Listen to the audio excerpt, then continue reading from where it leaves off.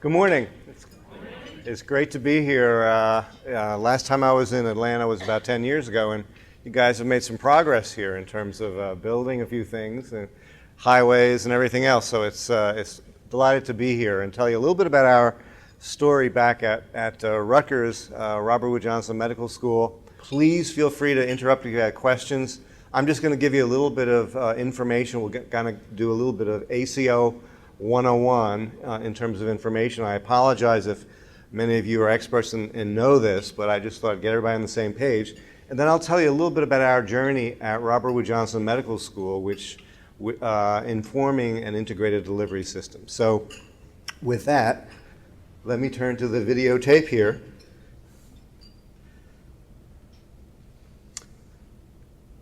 So these are kind of the things that we're going to talk about. What's the problem? Why all this health system change that we're seeing around us? What are some of the new organizational innovations? And integrated delivery systems are one of those. There are others, but this is the one we're going to focus on today. So what are some of the barriers associated with creating an ACO, and how can they be overcome? That's pretty much our personal story. And then the role of partners in the audience here, like you, in terms of actually creating one, and what are some of the perspectives around that. So this is just the last time I'm going to say this, but you got to remember this. The reason we're in this whole milieu of health system change is because we've got problems with the American healthcare system. Couple problems. No system. We're all in our little silos, right? And they're not connected. As a result, we've got costs that are through the roof.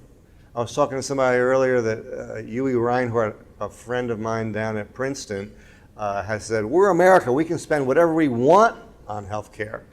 Well, it ain't going to happen. We're not going to be at 28% of the GDP, which is where we're headed with the aging of the population. It's just not possible. We will be rendered uncompetitive worldwide. So cost is a huge issue. And then, you know, it would be fine if we were getting really good results from what we're paying, but we're not. So there's a lot of variability at best around the whole quality issue. So this is what's driving it, and you got to remember that this is fundamentally what's leading to all these health system innovations. So I'm here to talk to you about accountable care organizations, and they are nothing more than integrated delivery systems, right? They address that first problem and hopefully the second and third by tying together the disparate parts of the health system. Physicians, hospitals, nursing, all the allied health professions, community-based organizations, pharmacy, into a coherent whole. That's the idea. And they manage, as a result, populations. We all are used to seeing people on an individual basis as health professionals, but this is talking about managing populations. So you control costs, you focus on quality, and you address populations. And that's something new for the healthcare system. I mean, you could say we've been doing populations to a certain extent, but mostly the focus has been on the individual. So 5 years ago when I went to the dean, you have to understand by way of background, my department at Robert Wood Johnson Medical School has had about 15 years worth of externally funded research around how you take primary care practices and turn them into well-oiled machines, even in a dysfunctional health system which doesn't support them. So we had done a lot of what's called now patient-centered medical home types of research, and I very much believe that patient-centered medical homes are absolutely essential to the healthcare system, but they're not enough.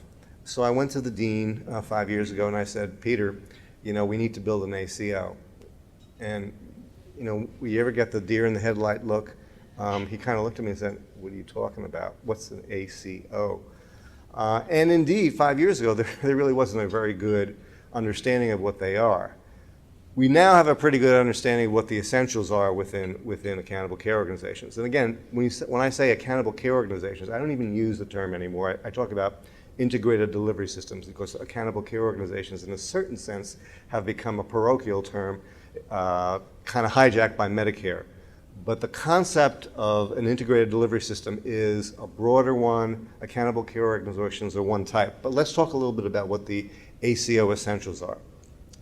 First and foremost, it changes the focus from us to the patient, all right? So this is patient-centered care. These are primary care practices on steroids, basically patient-centered medical homes, that are integrated with hospitals, specialists, home visit providers, and others to provide patient-centered comprehensive care. They say, well, we already focus on patients. No, we don't. The healthcare system is really about wealth generation in the different constituencies that are participating. And patients have been passive consumers within within the system as it exists now. So this is patient-centered care, number one. Number two, local accountability. Now, here's another thing. I mean, the idea of being accountable for costs, that's something foreign to many clinicians, right? But that's what ACOs do. They make accountability for costs and, most importantly, quality of care, right? And it's not Donald Trump, I know quality when I see it. It's basically quality based on metrics, based on actual, tangible, measurable things, evidence-based things. Thirdly, it's standardized performance measurement. That means we measure what we do, all right? Again, it's not the Donald Trump thing. We actually have metrics, and we monitor how we're doing, and we report how we're doing to patients and the public. And lastly, there's got to be payment reform in the sense that we align all the incentives so everybody's rowing in the same direction. It's not what I can get out of the system or what she can get out of the system or he can get out of the system. It's how together we can do the right thing for the patient. All right? So these are the ACO essentials that are now pretty well established and defined. About 3-4 years ago, we put together now, if you think about it, those essentials, there's a lot of unknowns there in each of those domains, right?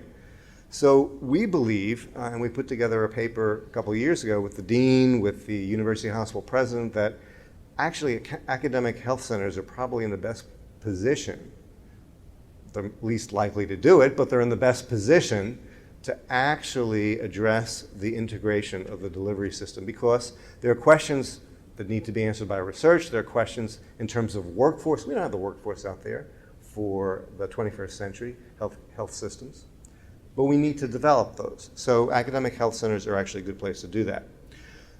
So, after you bother the dean enough, he finally gives you a little bit of money, says, go away, come back with a business plan. So I hired a person who was director of strategic planning for IBM's health wing, brought her on board, and we spent the next couple years creating a business plan that we believe is extremely viable. We did that by having an iterative conversation with all the different stakeholders within our marketplace, and I'll show you what the result was. So we're calling it Robert Wood Johnson Partners, which is Accountable Care for New Jersey. And the way it works is, notice who's at the very center here. It's patients. It's got to be about the patients, right? And they're embedded within patient-centered medical homes that communicate with our specialty colleagues and with hospitals. They're supported by the infrastructure that Robert Wood Johnson Partners provides. And we also have the responsibility as the ACO in terms of engaging and communicating with employers, insurance plans, Medicaid, Medicare, and individual purchasers of health care. So it's a membership organization of primary care, physicians, specialists, hospitals, nurses, other health professional groups, employers, and patients. And we provide the full continuum of care, cradle to grave. Hopefully delaying the grave part for a while. So again, there are a lot of ACOs that are forming all over the country right now. Most are hospital focused. That's because hospitals have had the dollars to be able to, in terms of reserves, to do this, but also insurers. Kaiser Permanente, Kaiser Permanente is probably, if you think about it, the oldest integrated delivery system out there. Insurers, large medical groups. The legal issues are many, but they are now starting to be decided. But there's still internal conflicts around control and, of course, money. There are also significant capitalization expenses that are associated with these. And the success of integrated delivery systems depends on something that we're not very good at in healthcare, which is cooperation. And that means trust, transparency, and really applying effective management techniques to systems which are oftentimes disparate and not terribly well integrated. So, yes, sir.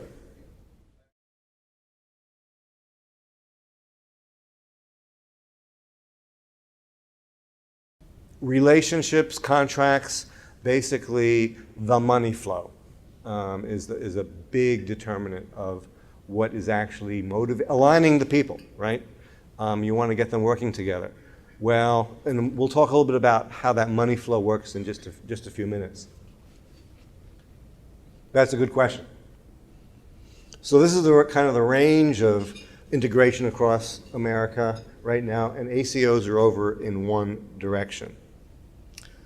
So there are a bunch of tasks that ACOs have to do. They have to, and I got to tell you, 3 years ago before CMS, and CMS is just one insurer. ACOs can form around commercial populations, they can form around other populations, but CMS we knew was going to kind of dictate things because a lot of insurers do follow CMS lead, and there was a lot of confusion before CMS issued its recommendations and rules.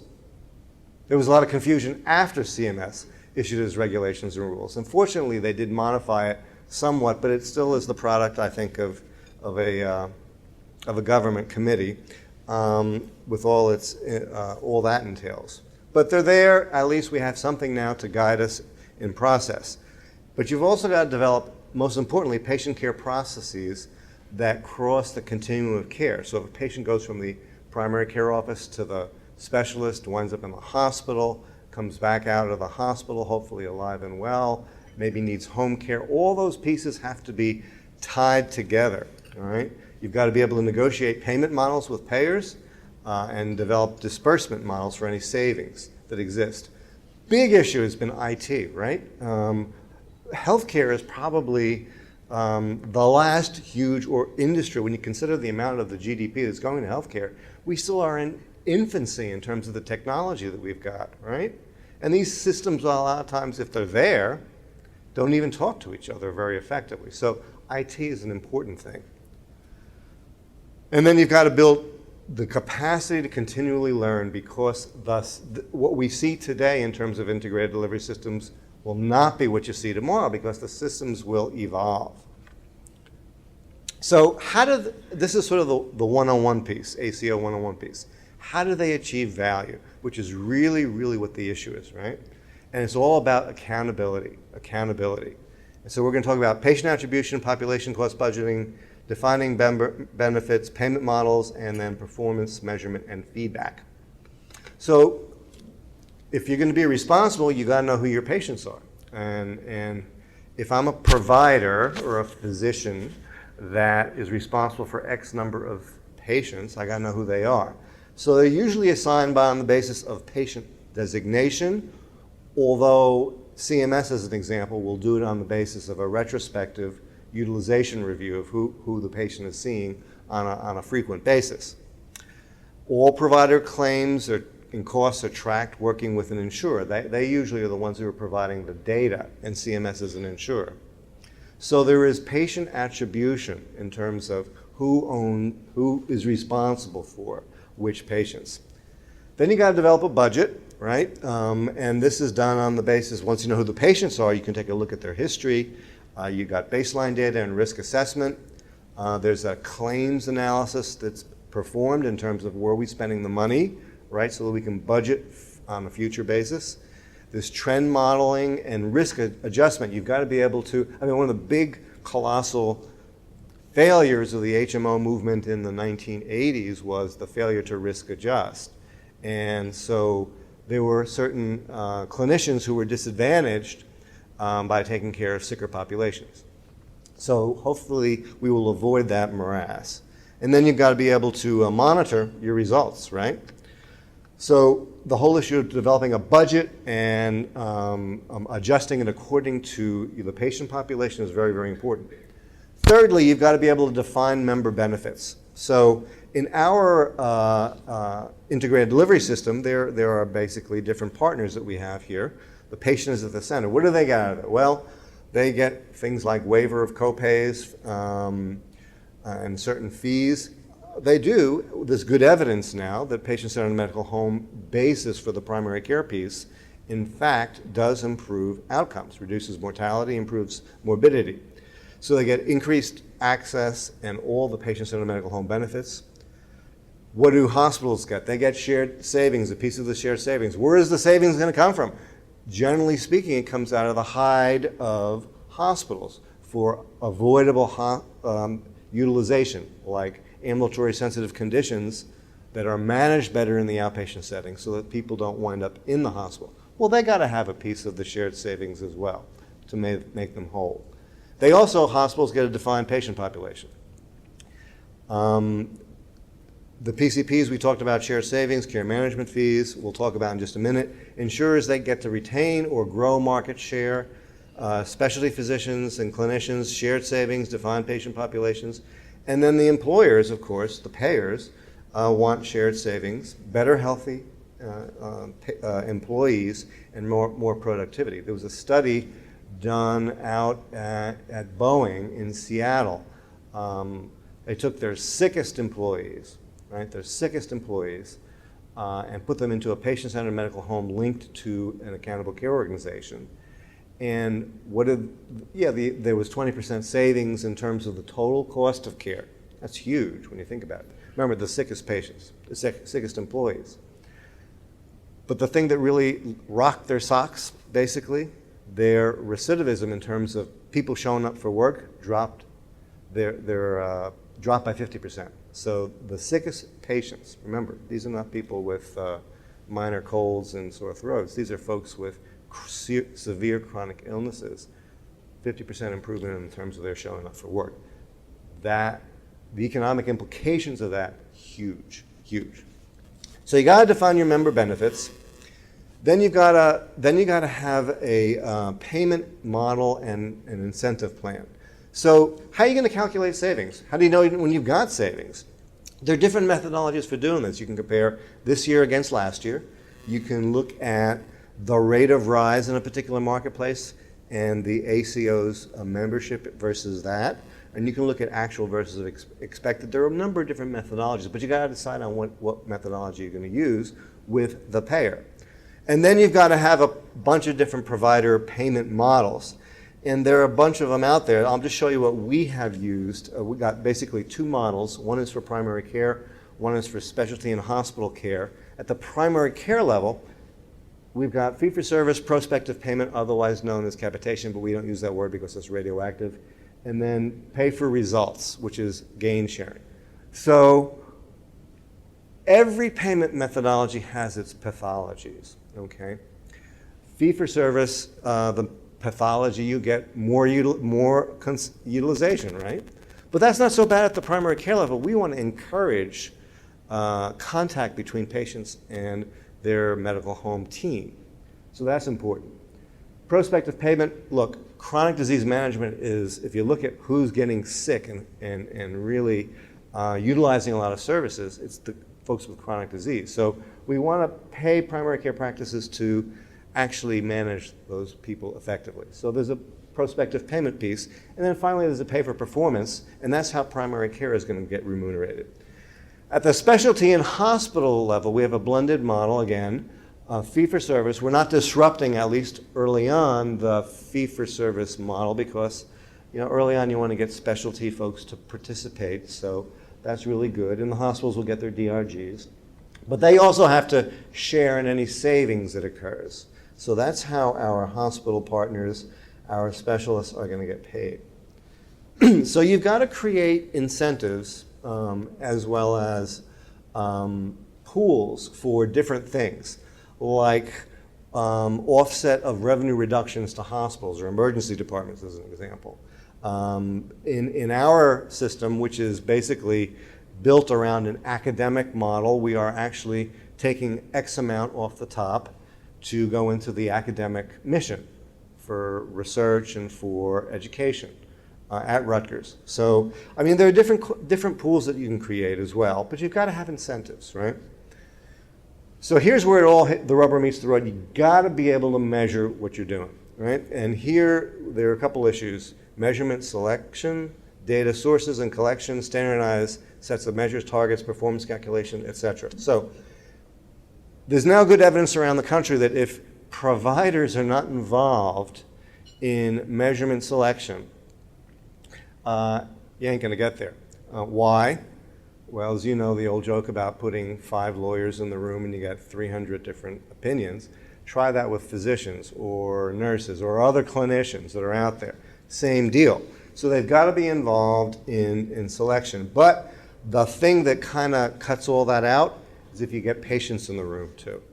What do people want from their healthcare system? Fundamental question. I have a paper that is a result of about 300 interviews right now. They want a couple simple things. They want to feel better functionally, right, in terms of their healthcare. They want to feel better behaviorally, mentally. They want to be citizens, that is to say, go to school, get to work, etc., function that way. And they don't want it to bankrupt them in the process, right? That's what they want from their healthcare system, simply. So patients at the table are really, really important, we have found, in terms of performance measurement and feedback. So the data sources are usually mixture of claims and clinically derived data. The problem, if you don't have primary care practices or other specialty practices, hospitals generally have information systems, but can you extract data from these systems is the issue. And so that's real important, but you can do it with paper, I'm happy to say, but it just takes a lot more effort. So the other kinds of data you need are from patients, how you doing. Now with the internet, you can throw up a survey right on in terms of functional status, you can throw up a survey on the internet with appropriate protection and get information from patients directly. So there's a lot of data sources, and collection is very, very important. Then you've got to have targets that people have to meet and agreed upon. You'll be able to calculate the performance. There are reliability and validity issues because the first time I presented a practice with their HEDIS data, they said, oh, our mammography screening rate is twice that. Well, take a look at the data, it ain't necessarily so. So it's got to be reliable, it's got to be valid, and finally, it's got to be transparent. We share our data about how we're doing.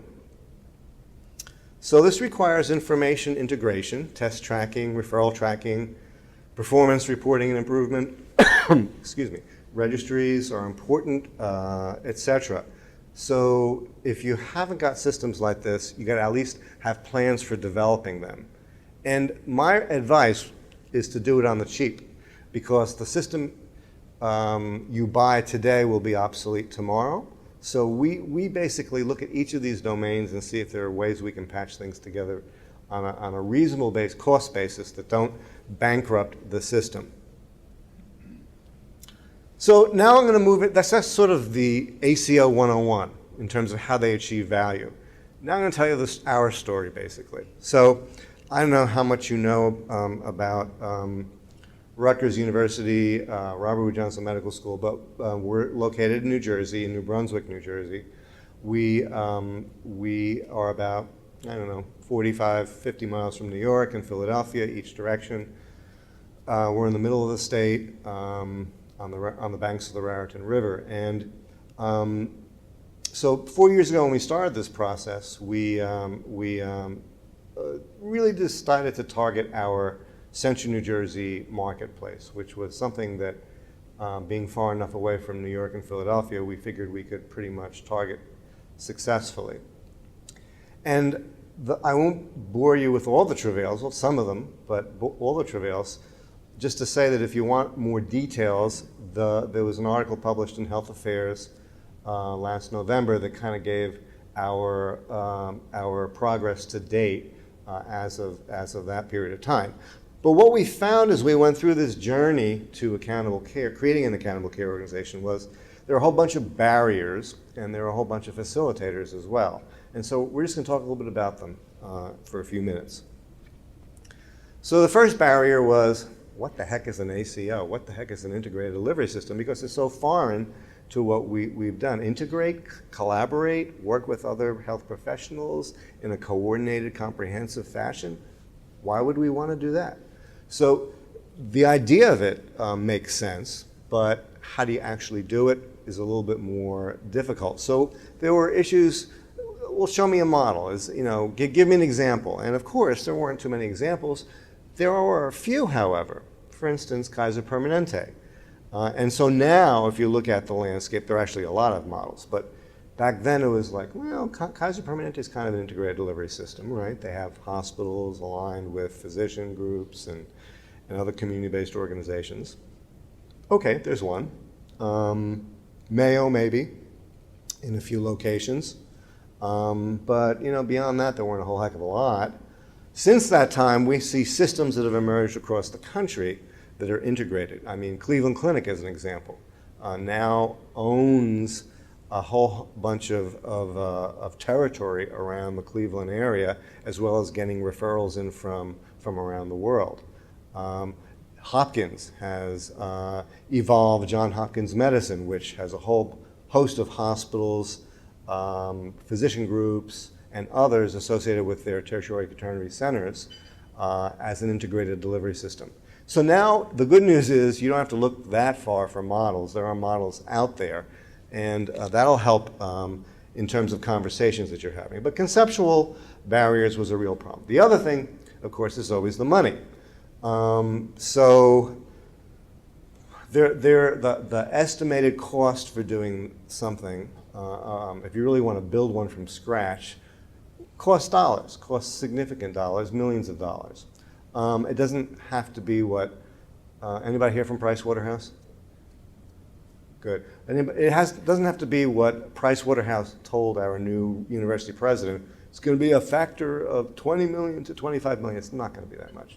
We're doing it on the cheap in New Jersey for somewhere around $3 to $5 million. But that's still significant dollars in this economic time. You can start smaller, however. You can start with 2.5 and have contributions from partners from different programs. So the big question is always, what's the return on investment? And the return on investment has been around the issue of shared savings. A better question might be, what's the cost if we don't do something, right? But, I deal with finance people. I chair a finance board. What is the return on investment? And if you look at shared savings models that have been successful, and by the way, don't look at the academic health centers. Unfortunately, I'm sorry to say they haven't been all that successful, but some have been. But if you look at other systems, the savings have been anywhere from 5 to as high as 20% of the healthcare premium per year. So, who was it said a billion there? You start talking about real money. So it's significant. And then finally, the issue is, how do we manage risk? Well, what we've done is we don't assume risk, at least initially. All right. Now the insurers will be very happy to push that risk down to you, but what we've said is we will not assume risk initially, then we will share the risk, and then we will assume the risk. So it's basically a progression over time. Financial barriers. Cultural. We just moved into Rutgers University. I asked somebody to describe the culture of Rutgers University, and they said, "You're not the boss of me." That's the culture of Rutgers University. So that was sort of a mirror of all the silos that we are trained in, right? Finance people are trained in their silos, management, certainly physicians, God knows, nursing even, pharmacy, all the different disciplines. So how are we going to overcome these cultural barriers of Warren G. Harding rugged individualism that we've got here within healthcare? We've got to be able to do that. But what does it look like? How do we know when we're collaborating? What is an example of successful collaboration? There are probably 12 different ways to get from point A to point B, but we need to define that. So that's a real issue. Enter the lawyers. So there were a lot of regulatory issues as well, right? You want to do what? Collaborate? Well, that's like going to bump up against 12 different barriers. Stark, anti-kickback, refer to within systems. How are you going to do that? And you want to get what percent of the market share? There's something called antitrust. How are you going to do that? So there are a lot of issues that were undefined at that point in time. The good news is a lot of these now have been defined, or at least in the process of being defined. So less of a barrier now. Then there are the organizational barriers. How do we maintain our identity? If we're going to collaborate, if we're going to partner with another organization, whom do we choose? How does it affect our mission, our fundamental mission? How about our niche in the marketplace? These are all questions that I got from a whole host of different folks. Do we have the technology? Well, 4 years ago, the answer was no. It was just emerging. But now we've got about 40% penetration in primary care practices of the electronic health record, which is, and even higher in specialty practices. And a lot of the affiliated organizations, community-based organizations, are also logging on. So technology is advancing. We have an HIE in New Jersey that is run by a cooperative group of the hospitals as well as the university that is fairly along down the road. And then the most important thing is, God, we got to change. Yes, Dorothy, we're no longer in Kansas. We do have to change, which means taking a long, hard look at reorganizing yourself. We were a collection within the Robert Wood Johnson Medical Group, our 600 physician practice. We were a collection of silos, departments. Eat what you kill, basically. No cooperation, no integration. We changed the entire structure. So there's a centralized funds flow, centralized decision-making process, strategic planning, all the things that are necessary. And let me tell you, it wasn't pleasant, but it was necessary. A lot of screams. Did you hear the screams down here? You could probably hear them. Folks in Cleveland told me they heard it. So, and then finally, historical. Right? How is this different? We'll tell you, we did this in the 1980s. All right? How's this different from the HMOs? How's this different from all those systems that purchased primary care practices and failed in the 1980s, right? Well, I got tenure studying those systems. It was a beautiful thing, but we're not going to do it again. We actually have learned, and there are significant differences. Here we're aligning, the biggest one is we're aligning the payment structure and reward system among all the partners. All right, the HMO movement did not do that. And how's this different from IPAs, et cetera, et cetera, et cetera? So, although there have been barriers, there have also been some really interesting facilitators out there that have been driving the progression of formation of an ACO.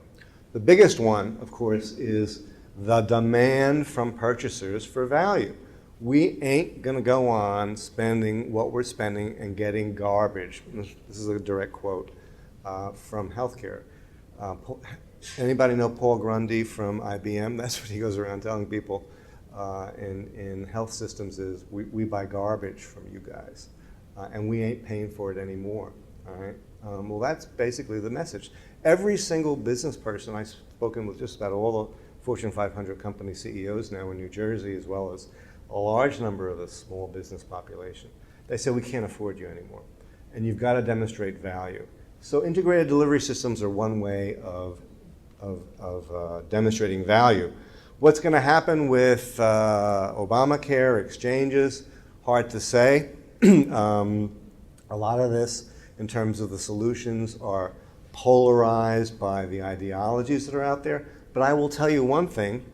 I don't care which side of the fence you're on or spectrum you're related to, we cannot persist in the current system. It just is not survivable. It renders us uncompetitive worldwide. What a lot of folks are doing, though, in terms of the small business community in New Jersey, is they are shifting costs to the employee. So you may be, I don't know whether that's the situation down here in Atlanta, but you may be faced with direct purchasing from patients in terms of healthcare services. So that'll be an interesting development. But there's definitely a demand then for value. Show me what I'm getting. Competition has also been a huge driver. We've got now Walmart saying they're going to the primary care business. We've got CVS, Walgreens, and others with minute clinics and things of that nature. This isn't necessarily bad. It's just an indication that there is probably money to be made, or at least a loss leader to be had. And so hopefully we won't get more fractionation, which is potentially what this can do, but you can actually work with some of these. We have a plan that's an ACO in New Jersey that's working with Walgreens right now and tying their minute clinic for after-hours care back into the ACO so that there's information exchange. So there are ways of creatively using the competitive forces to help.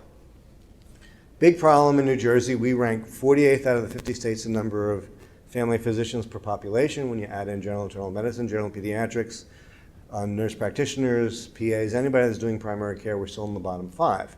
Our costs, of course, are in the top 5. Our quality stinks. Okay, so the absence of primary care is a real problem in the healthcare system, and it really needs to be addressed. The good news is we don't really need to expand the physician population all that much. We don't even need to expand the health professional population all that much. We need to get them to work together is what we need to do because there are efficiencies, particularly as an example in the patient-centered medical home, when they're working together that you get in terms of operations. So primary care, everybody's looking for it. Every hospital in the state of New Jersey is buying up as many primary care physicians as possible. I get calls all day saying, can you send me a primary care doctor? I'll put $50,000 into your education account or something like that. It's ridiculous. But the marketplace is starting to shift. Salaries in our region now, don't tell my faculty, are now starting salaries 5 years ago were $120,000 in primary care, but now $220,000. That's a significant shift. So unfortunately, I have graduating residents making more than my senior faculty, but that's okay. So consolidation. There is a mantra out there right now that, well, okay, you need big numbers financially to create these things. We need big numbers to survive, so that means we have to consolidate.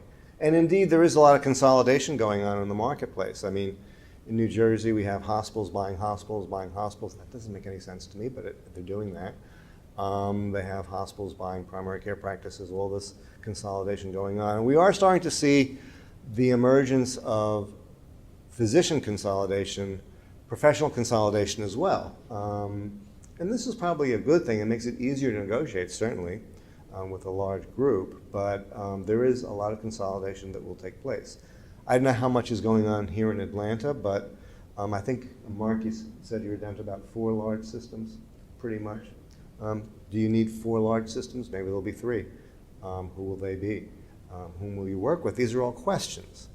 We're seeing a lot of the lines between insurers, providers, and payers or among those being blended. In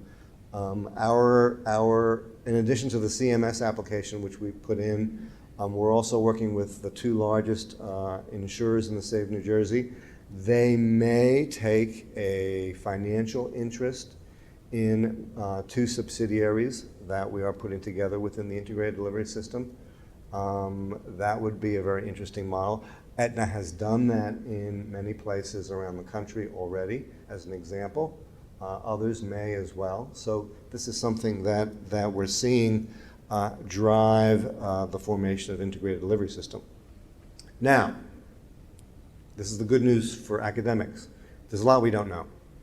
So it's an opportunity for a lot of research on a go-forward basis.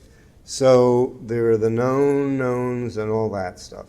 So here, there was a paper by Elliot Fisher and Steve Shortell 2 years ago that talked about some of the things that we don't know.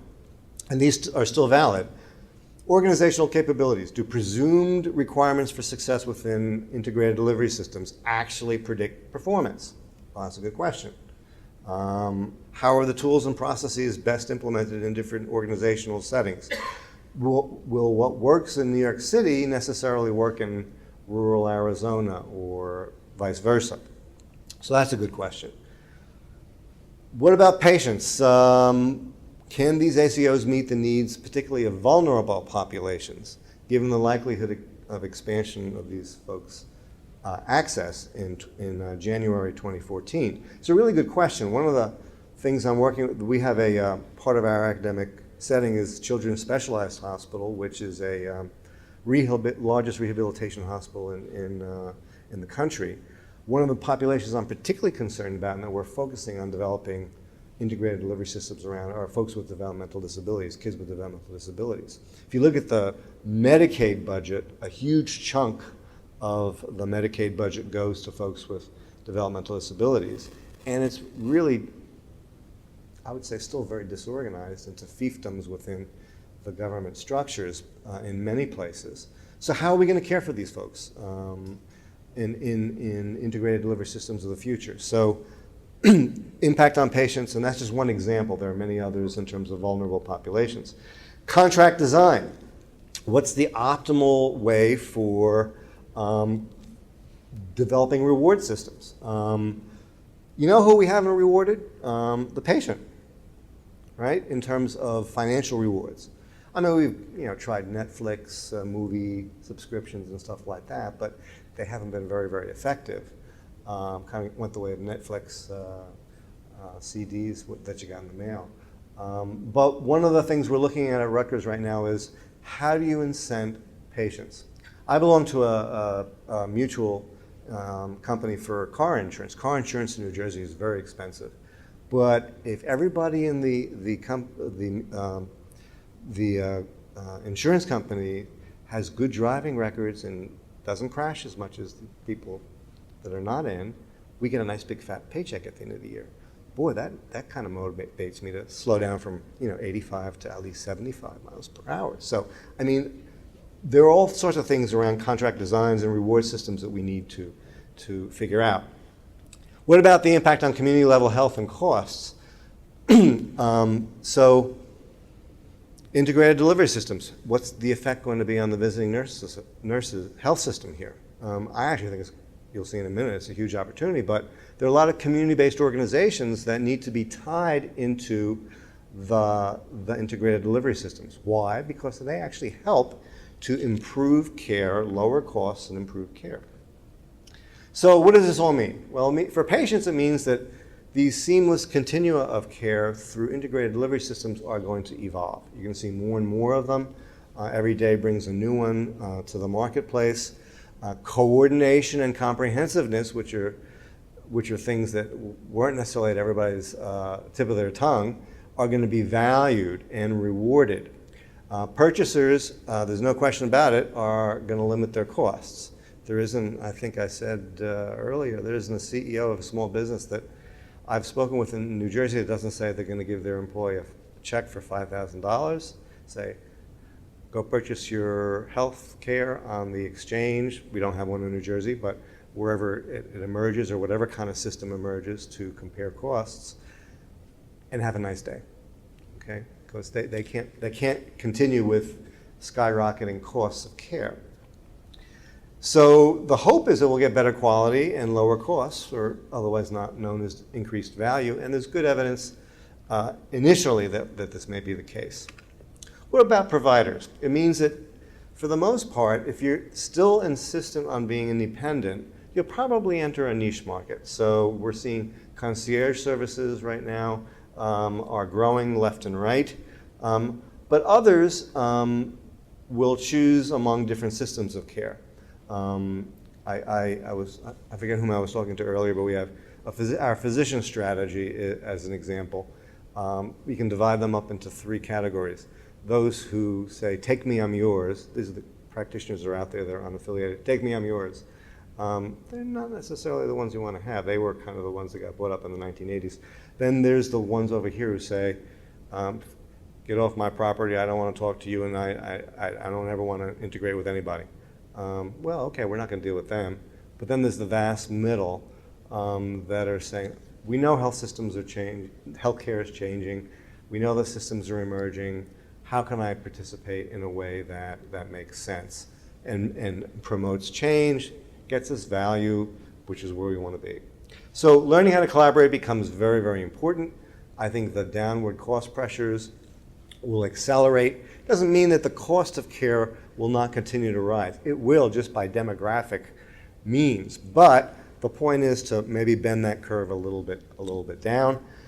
You'll see teams of organized providers that will emerge, and you bet there's going to be clinical. I mean, right now, one little study I wanted to do was add up all the advertising by hospitals in the state of New Jersey that, the tout, we're the best at this, we've got this award or this prize, that, really fluff, basically. But the future will really be data-driven so that you'll actually have numbers associated with that. So there'll be a lot of performance measurement, rating, and public reporting of that. And then, of course, rewards will be tied to performance. So what does this mean for home visit providers? You got to know something. Who, in terms of the population, are the huge, costly parts of the population? So 5% of the population is responsible for 50% of the cost. 10% is responsible for 70% of the cost expenditures on a yearly basis. So you may want to start thinking about how you're going to target those high-cost folks with systems of care that actually reduce costs and improve quality. Where is care the most expensive? Hospitals. Hospitals get well over a third of the U.S. dollar for health care right now. Who's most likely to get admitted? The elderly and chronically ill homebound. So there are opportunities for controlling, improving care and controlling costs right now that are being promulgated by Medicare. And the big one right now is the whole issue of you're not going to get paid if you have a readmission, right, within a certain period of time. So I think this is an opportunity for home visit providers. By the way, my department started a home visitation service 4 years ago. We cannot keep up with the demand. It is a physician nurse practitioner model. It actually does better than break even. It's volume driven. And we've been using that within the Robert Wood Johnson Medical Group to negotiate with hospitals around the area for providing reimbursement. So there is a real need now because hospitals are not going to get paid for those readmissions. So it's an issue. So I think it's an opportunity for home visit folks. The problem, you start to see the dimension, avoidable hospital readmissions. This is avoidable hospital readmissions, not ones that actually will occur from the natural history of things. But $17 billion, again, a big dollar amount. A third of all adults who are discharged from hospitals do not see a physician within 30 days. Who gets readmitted? I don't know whether you can see this in the back, but basically it's older individuals, although the big surprise in this data table was the 45 to 64 folks who are actually the most likely to get readmitted. But certainly the more old you get, the more likely you'll wind up with a readmission. The poorer you are, the more compromised you are with physical health status, behavioral health status, and if you've got physical activity limitations, you're more likely to wind up, and of course you have more chronic conditions, you're more likely to wind up readmitted. So this is a huge problem. CMS has devised the Care Transitions Program, which is a post-discharge home care visit program to decrease readmissions. It was initially targeting congestive heart failure. Those of you familiar with the Transitions program, Naylor, who's a nurse researcher at Penn, basically what she did was put discharge planning, which typically occurs in most hospitals, plus 3 months of home visits for frail elderly, and that reduced readmission rates at 1 year. We've done the same thing for COPD and hip fractures. Finger Lakes Health Systems Area Care Transitions Program up in New York State saw a 25% reduction. So it can be accomplished. It can be accomplished. And I think this is where home visit providers and organizations like the Visiting Nurses Health System here in Atlanta can provide added value to hospital partners, to insurers, and others in the area. Community Care Transitions Program. There's a branch of CMS called the Center for Medicare and Medicaid Innovations. That's what the I stands for. are almost certainly going to be adopted by integrated delivery systems. Independence at Home demonstration project. This provides primary care at home. It's measuring hospitalizations, satisfaction, and costs. If it's successful, also will likely be adopted by ACOs. If you want more information on the innovations program, that's the website. Our home visit program is now fully integrated. We have a partnership with the Visiting Nurse Association in New Jersey, health group in New Jersey. We're involved with their hospice program as well as their post-discharge hospitalization program. And it's a really good working relationship between a large physician group and the Visiting Nurses Association. So data, that should be our king. You must be able to track processes of care and outcomes, because that's what, remember, it's all going to be data driven. You've got to be able to track outcomes and prove your value within the healthcare system. I think seamless integration in the continuum of care will continue to be important and of growing importance. I think you've got to consider yourself and your services as a Visiting Nurse Association, offer it to primary care practices, patient-centered medical homes, integrated delivery systems, and other health providers, hospitals certainly, across the seamless continuum. So I think the future is bright for visiting nurse providers. I think integrated delivery systems are a new innovation.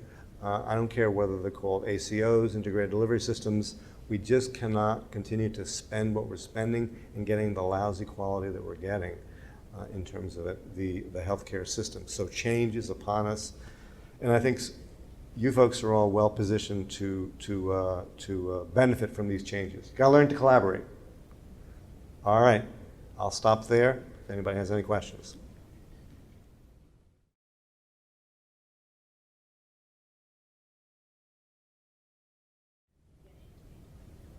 Well, I think it's definitely driven things. I mean, one of the things that we've had are a lot of conversations with the insurers in the state, right? And I know whether I said this, but the way we're putting together the patient piece of it, Rutgers University has somewhere around 35,000 people. And so that's a huge bolus of folks right there for enrollment within the integrated delivery system. The Robert Wood Johnson Health System, our hospital health system, has another 15,000 thereabouts. And we're also going to, I haven't said this publicly anywhere, but we're also probably going to take the students, right, because they have good insurance and they don't cost much to begin with, enroll them in. So we'll probably have about 50 to 75,000 lives to start with. But what we're hearing over and over and over again from the small business community in particular, I mean, the large Fortune 500 companies, of which we have a lot in New Jersey, they're self-insured, right? In fact, they're almost a little averse to experimenting with integrated delivery systems because they want a guaranteed, they're the big ROI folks. Give me a guaranteed 5%, you take that risk. All right? But the small businesses are saying, do anything. I mean, we just cannot afford this. So they've really been pushing the insurers in a huge way to experiment with new systems. We participated, I was in all interest of full disclosure, I was on the Horizon Innovations Board. That's a subsidiary of the Blues in New Jersey for a number of years, because we helped them with developing a lot of innovations around patient-centered medical homes and other systems. So we've had conversations long-standing, but I will tell you, it's really not us, it's not the insurer, it's the payer community that is, purchaser community, I will say, that is driving this. Because, again, 18%, and I'm getting what? Not gonna work.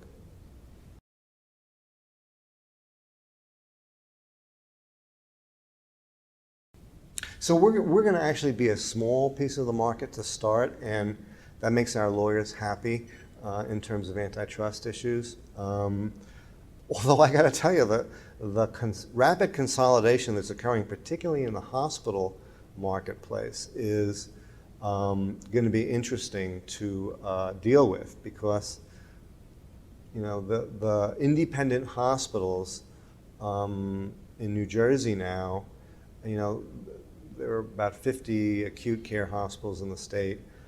We're down to less than 10 in terms of independent hospitals. So there are probably going to be, not unlike Atlanta, 4 large systems that pretty much emerge. And so the antitrust issues are significant. But so far, you know, the state, and you got to remember Governor Christie is our governor, a Republican, has been reasonably hands-off in terms of any impediments to a consolidation.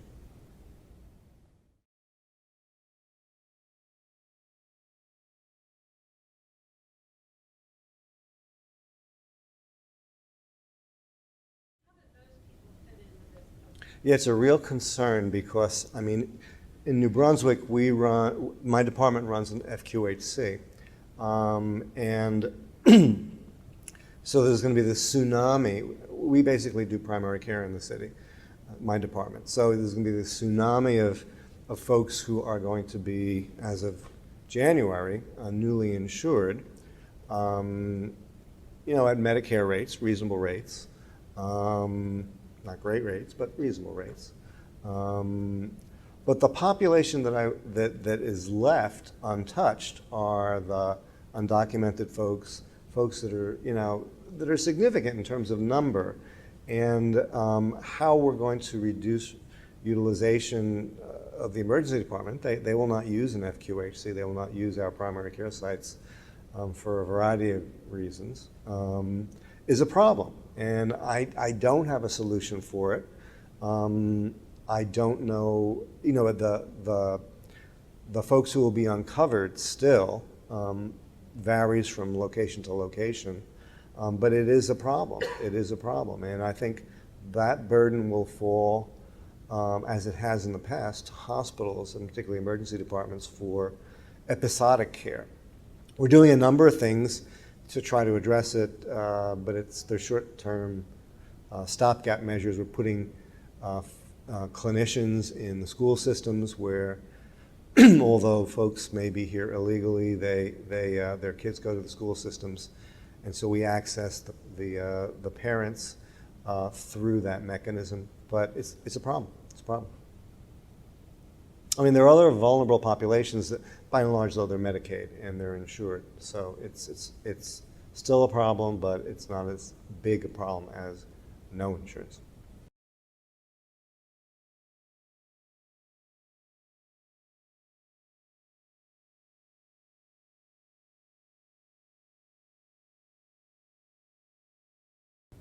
Yeah, well, so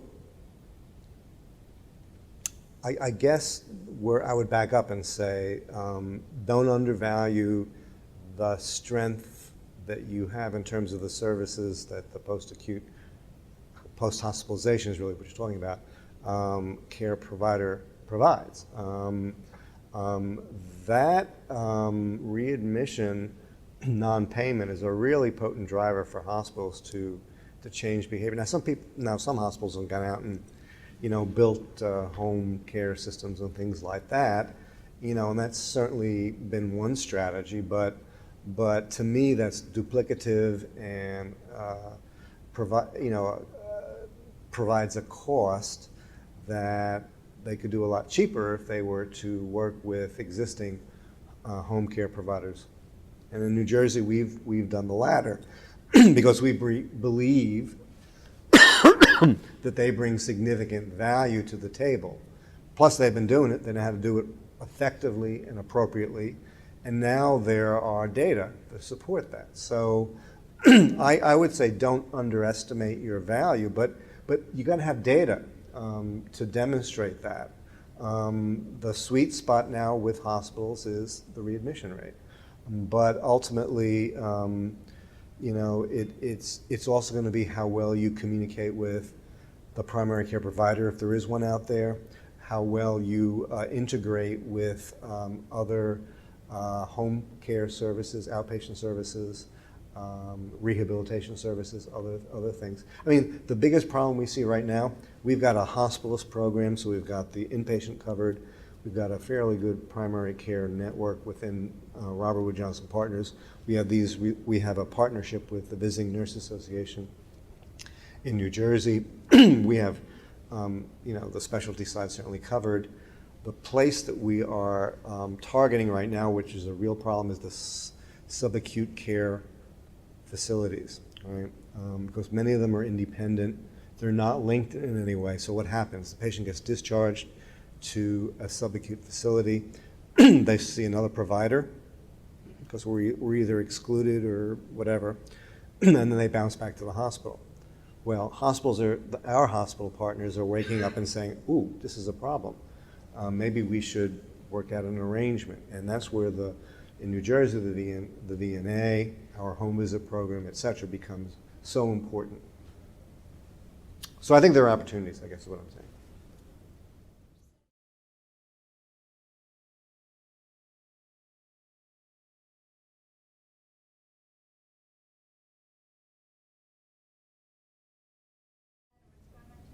Yeah, I mean, we are not using our hospitalists to do that, but we are actually using our primary care providers on the outside to do that. One of the problems, and I will say this, we have a joint hospitalist program with general internal medicine and family medicine at our university hospital. One of the problems is when you, again, start to segment care, is do you have the appropriate handoff, right? And is there a necessary and efficient communication system so that everybody's on the same page, most importantly the patient and their family is on the same page. And so that's where the challenge has been. Our nurse practitioners have been very much involved in that process, and it's been very, very effective. And ultimately what we're proposing to address the subacute issue is really using our nurse practitioners to go out into the subacute facilities and help with that transition back to the patient-centered medical home, which also has nurse practitioners, family physicians, general internists, basically the milieu that we see.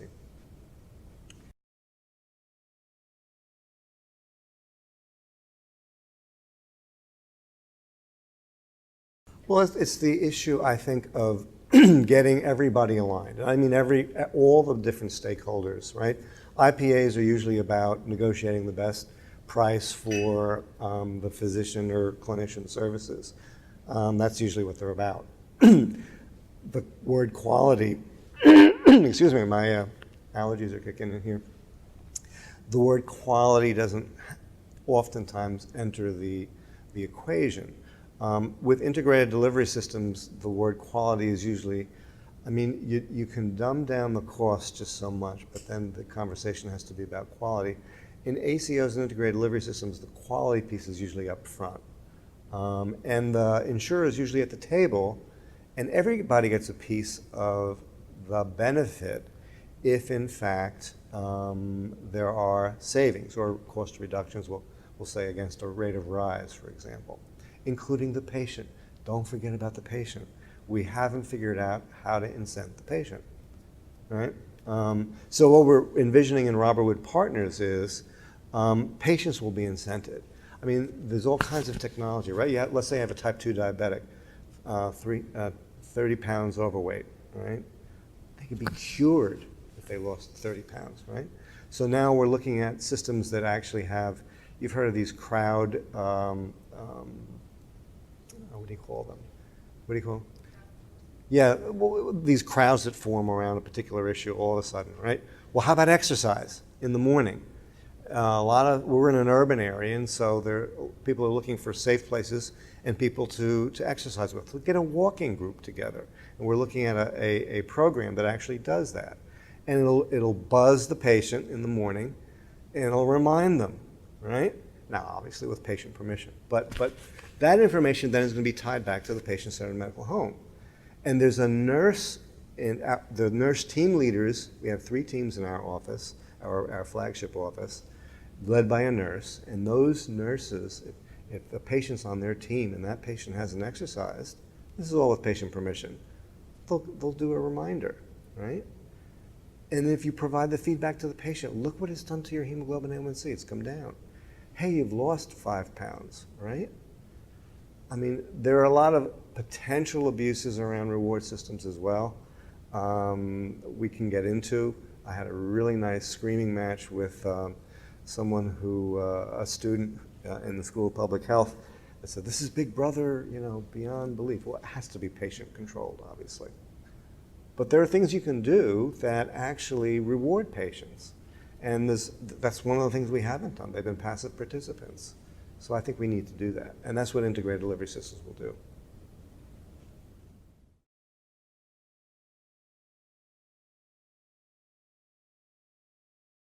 Well, I'm glad you asked that question. We actually have an experiment. One of the big problems in healthcare has been the Cartesian divide, right? The body is not connected to the mind. We can blame Descartes for that. But the reality is behavioral health services are usually carved out. That's a huge problem. So I have an acute behavioral emergency with a patient. I can spend 2 hours on the phone with the 800 number and not get to speak to a human being. And that's not care. That's not care. That's increasing the suicide rate, I think. So one of the things we're doing right now is we're reintegrating behavioral health back into the patient-centered medical home. We have an experiment that's going on with clinical psychology interns at Rutgers that actually embeds them into the office. And so they're addressing not just behavioral health problems like depression, anxiety, bipolar disease, things that are typically seen in the outpatient primary care arena, but they're also addressing things like smoking. I mean, basically the 4 leading causes of premature mortality: smoking, alcohol abuse, physical inactivity, and in diet issues, right? And the preliminary results show that we got incredible traction. Why? Because the patient is not stigmatized by, I'm not going to a clinical psychiatrist, I'm not going to see a psychiatrist. Are you kidding me?